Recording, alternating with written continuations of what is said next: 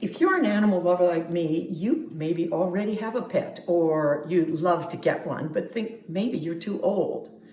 I felt the same way when I met Mango. We brought him home and he's part of our family. And I was 74 years old. And actually at the time, I didn't give it much thought. And we did what we always do for every pet.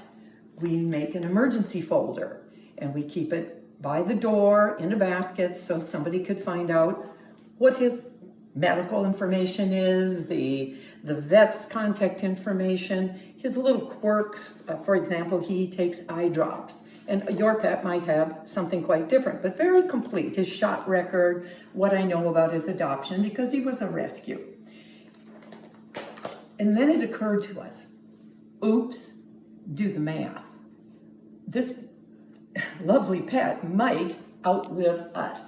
And the one missing piece from Mango's emergency folder was, who's going to make this happen?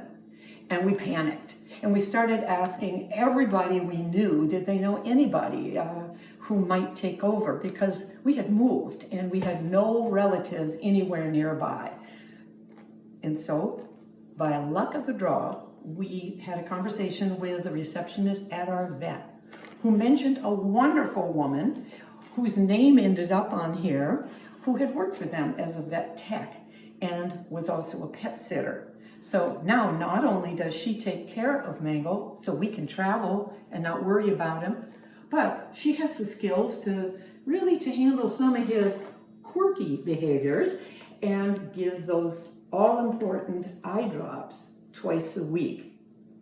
And so we added to that a legacy fund at the vet, which was money that was accessible not only to that person, but to whoever she might find was a good adopter for Mango if we were not able to care for him.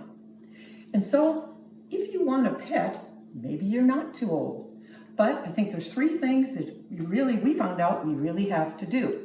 And one is make an emergency folder with detailed instructions for whoever about how to care for that pet, what their habits are. Second, put it somewhere that people can find it or give it to the right people. The third and most important is to have that person who can make it happen if you can't.